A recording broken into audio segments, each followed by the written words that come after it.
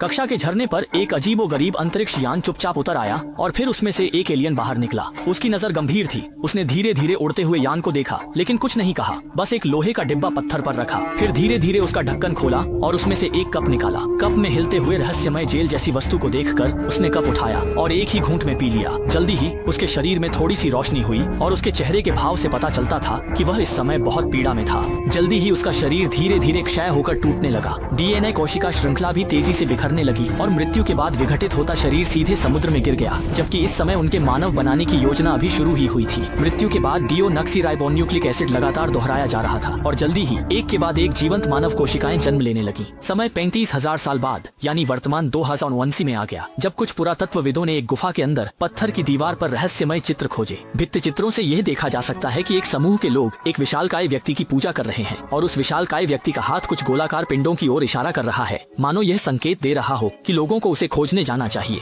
इन अजीबोगरीब चित्रों के पीछे छिपे रहस्यों को समझने के लिए उन्होंने उच्च तकनीक स्कैनिंग का उपयोग किया और आश्चर्यजनक रूप से इन ग्रहों की स्थिति का पता लगाया। शायद मानव उत्पत्ति का रहस्य इन ग्रहों पर छिपा हुआ है। इसलिए 5 साल बाद वैज्ञानिकों ने पूंजीपति क्रिस के समर्थन में एक अंतरिक्ष यान जिसका नाम प्रोमेथियस था पर सवार होकर मानव उत्पत्ति की खोज के लिए बाहरी अंतरिक्ष की यात्रा शुरू की। उस समय की सभ्यता में मानव ने न केवल उन्नत तकनीकी स्तर प्राप्त कर लिया था और उन्होंने एक कृत्रिम रोबोट डेविड का निर्माण भी किया।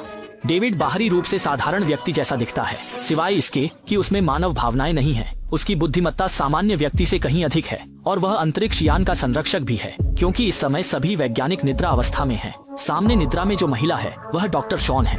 2 साल से अधिक की यात्रा के बाद जब अंतरिक्ष यान अंततः अपने गंतव्य पर पहुंचा, तो शॉन पहली वैज्ञानिक थी जिन्हें स्वचालित रूप से जगाया गया। इसके बाद डेविड के जगाने पर अंतरिक्ष यान के सभी लोग धीरे धीरे निद्रा से जागने लगे और इस समय स्क्रीन से बाहर आने वाला व्यक्ति इस योजना के प्रायोजक बॉस क्रिस है। क्रिस कई साल पहले ही मर चुके थे और अब जो देखा जा रहा है वह केवल उनकी एक रिकॉर्डिंग है और डेविड वही है जिसे क्रिस ने विशेष रूप से अपनी सेवा के लिए बनाया था। क्रिस का दावा है कि मानव उत्पत्ति के रहस्य की इस खोज में उन्होंने और उनकी पोती मीरा ने मानवता के लिए कुछ करने की कोशिश की है जो किसी को भी नहीं पता। यह क्रिस की एक बड़ी साजिश थी।